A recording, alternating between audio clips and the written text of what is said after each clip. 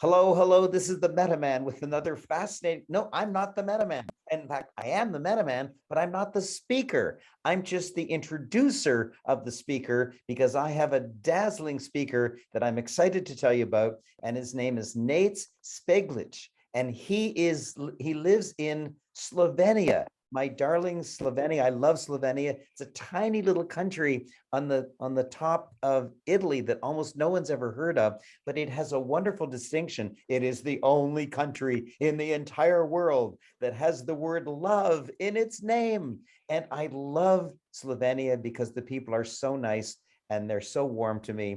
And Nate's is one of them. And also, though he's very young, he's like this dazzling super expert, super guru on all things crypto.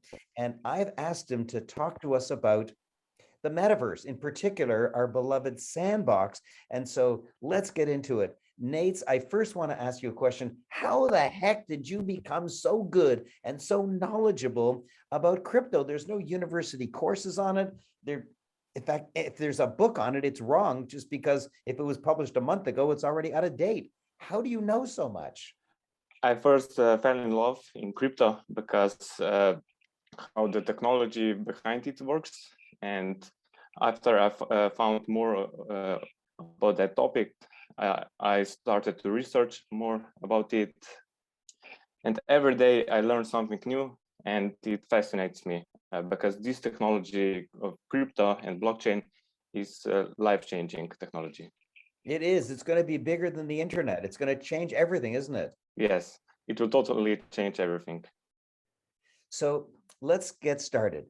In late October of 2021, Mr. Mark Zuckerberg took his gigantic, iconic Facebook and changed its name. You don't change the name of something that gigantic, yet he did, because he knew the metaverse was the big thing coming and he wanted to grab it. Now, my understanding is he's doing it the wrong way. He's doing it the right way for himself, but he's doing it the wrong way for you and me and the people who trust me, my viewers, because he's making a centralized metaverse. And the whole beauty of blockchain is that it's decentralized, that nobody owns it, that the governance is shared amongst all the people who have that coin so that they can be in charge that in general, like scattered amongst the millions of people that own the coin instead of one person like Mark Zuckerberg owning it. So tell me, please, am I exaggerating the worry? Like, should I be telling people don't join Mark Zuckerberg's metaverse? He's evil. He's going to do something to you. Or is it real? It's real.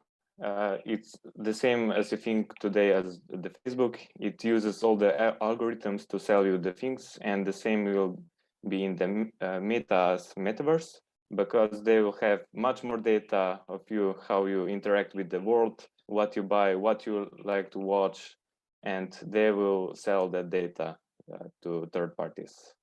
So I'm going to just tell you my understanding of why I think they're getting more data, and then I'd like you to comment on it. Okay. I'm 77 years old. I'm a professional speaker, and people know that about me. But maybe when I was young, I always wanted to be, I don't know, a poet. But I don't tell people that because it's not dignified and nobody wants to know that when I was a kid, I wanted to be a poet.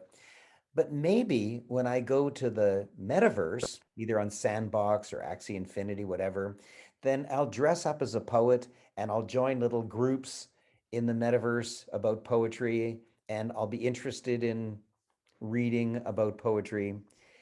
But when I do, I'll be revealing something deep inside of me. And when Mark Zuckerberg finds out that I like poetry, he might magically put up a billboard that I'm walking by, that my avatar is walking by in the metaverse, that announces that there's a new poetry book that I'd really love. And I might order it either to be delivered to me digitally inside the metaverse or physically delivered to me to my log cabin, like physically, like I'd actually receive a physical book. And in that way, he would know more about me because I want my avatar to be really, really me, as opposed to the front that I showed the universe, the physical universe. Yes. So comment on that, please. That's correct. And for example, now that you have the Facebook and Twitter and everything else, you can post anything you want online as you want to present yourself. But when there will be Meta's metaverse, they'll have all the data about you and how you what you want to watch and what you like and everything else, as you said. Deeper, because people will reveal themselves deeper. When they get to choose an avatar, they don't have to choose their normal life. Maybe they're a little unhappy. They're a manager or they're an assistant supervisor, and that's really not what they want. But in the metaverse, they can be anything they want. They can be a world-class swimmer if they've always wanted to be a swimmer, something like that. And so they reveal deeper about themselves. It's funny, like you might think when I'm a physical person, that's where I should be revealing myself, but it's when I can choose an avatar, any avatar I want and be anything I want. That's when I reveal myself more so. It's fascinating. Yes, it's fascinating.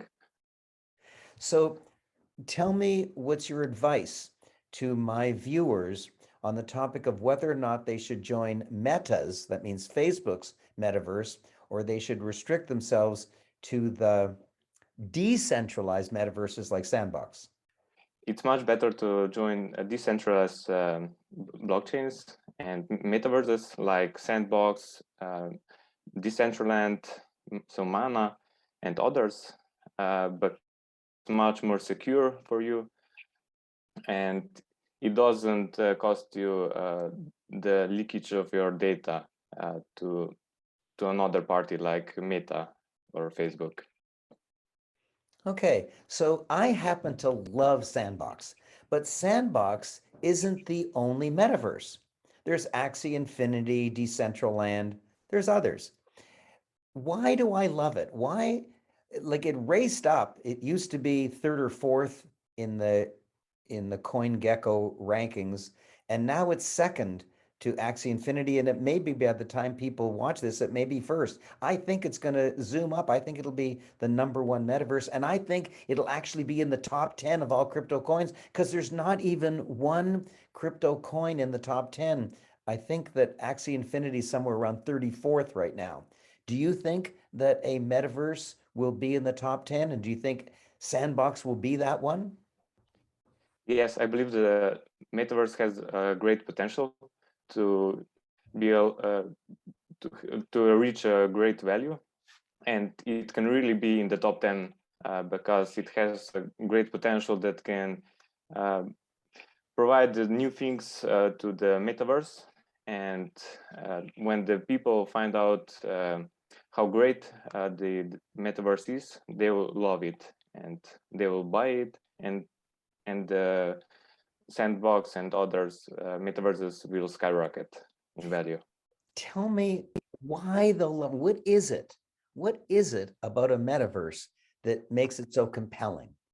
So, so metaverse is similar like virtual reality, but it's on the new dimension because it uses the blockchain technology behind it, and uh, so there are like some NFTs you can buy, for example, like special armors and anything else like clothes and so on.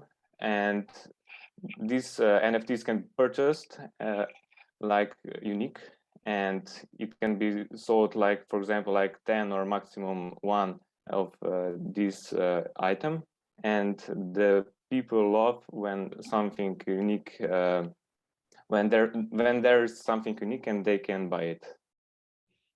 So in Sandbox, for example, you can buy land, and I seem to recall there's 166,000 pieces of land, and I also seem to recall that it's sold out in 20 minutes. And with your land, you can develop an amusement park, or you can virtually build a store. You can rent it to Nike, for example, or to whoever you like. And you can have whatever avatar you want walking down the street, and you can play games in it.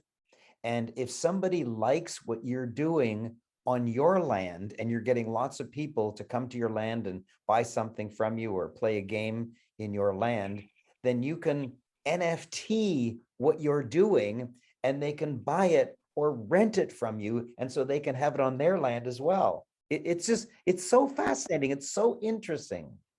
Who the heck knew 20, 30 years ago that you can access any wisdom in the world on the internet, that you can send money to anybody on the internet, that you can enter your bank account, you can buy things from anybody. No one knew that 20, 30 years ago. And so even more shocking is going to be the metaverse and all things crypto. Anyways, I cut you off. What were you saying? Okay, yes, it's really special because if you think in the real world, now you need to or fly with the plane to a certain location if you want to see and enjoy something. But in the metaverse, you can simply join the game or put on your special VR glasses, and you can type with a click of a button. You can simply go anywhere in the world you wish, Wow. and you can enjoy it. Yes. And I remember there's a Caribbean nation, I can't remember, was it Barbados or Bahamas? I think it was Barbados, that opened up an embassy in Decentraland. They actually bought a piece of land, actually Decentraland gifted them a piece of land, and they built an embassy. And so if you need a passport or a visa or something like that, instead of actually traveling to an embassy in whatever country you're in, if you needed a Barbados embassy, you could just do it online in Decentraland's metaverse. It's so amazing. It's so hard to understand. It's so instant. Go ahead. It's so instant. You can do it simply as that. You don't need to travel and anything else. And Now, that's the beauty of it. this is a funny question. I don't know if you're able to answer it, but I'm going to try it. I'm 77, and no matter how smart I am, I'm not truly comfortable with the metaverse yet. It just seems science fiction. It seems weird. It seems like maybe there's a big promise, but who knows? But you're young. How old are you, by the way? I am 20. 20. So Yes.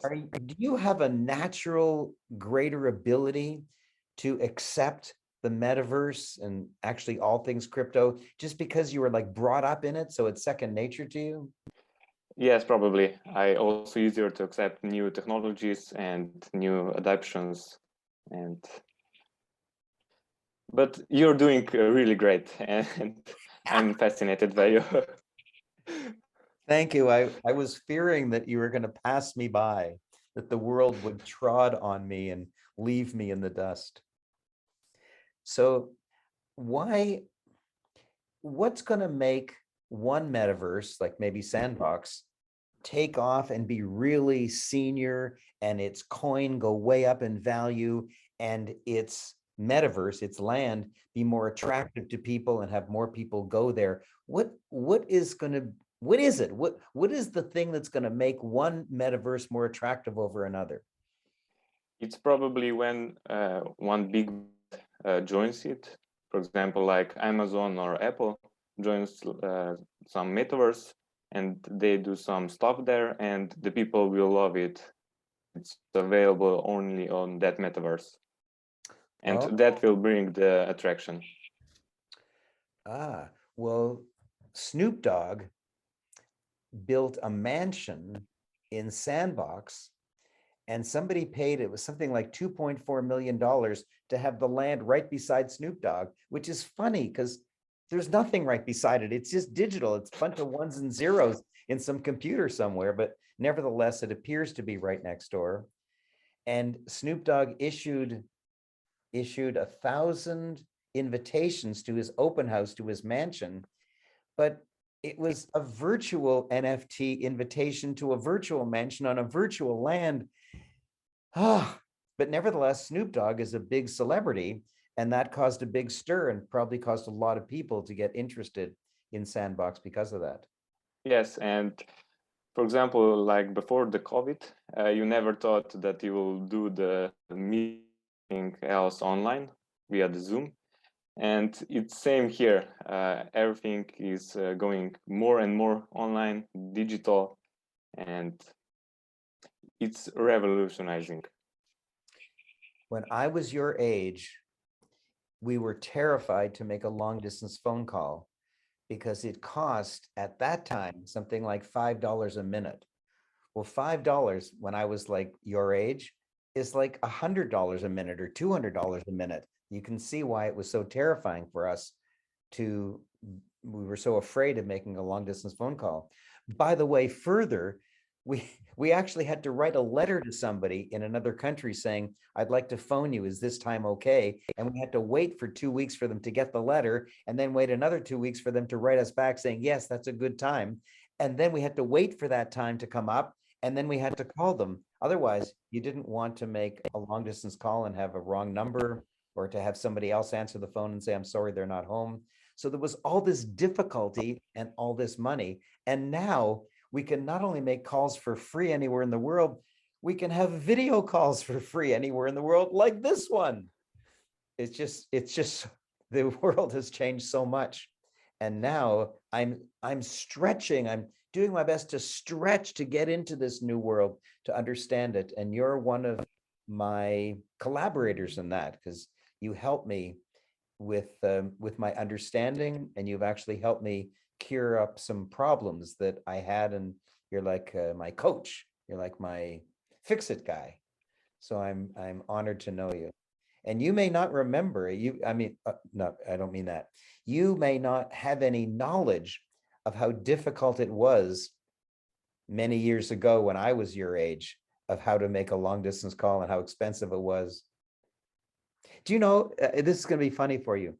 If I was making a call from Toronto to Slovenia, where you are now, but 50 years ago, then I would call the long distance operator, and she would call the long distance operator in Montreal, which was the international operator. And that operator would call London. And then that operator would call the operator in Ljubljana. And all those operators would be on the line until we finally got through to you. And we could hear them all talking back and forth to each other. It would take like 10 minutes to connect to you. And then heaven forbid you have to be home at that time, or the whole thing was a waste. Yes, that's correct. Wow, the world has changed so much. So do I have to just hope that SANDBOX is going to produce all the publicity, or that Amazon or Nike or Google or some big player is going to shine on SANDBOX as opposed to Axie Infinity? Like, is it just a gamble? Do I just buy 5 or 10 metaverses and hope for the best? Or what should I do? What's your advice on how to make the most money in the metaverse buying the coins? So always it's better to have the diversified portfolio, and it's better to have at least 5 or around 5 metaverses. That's a good idea.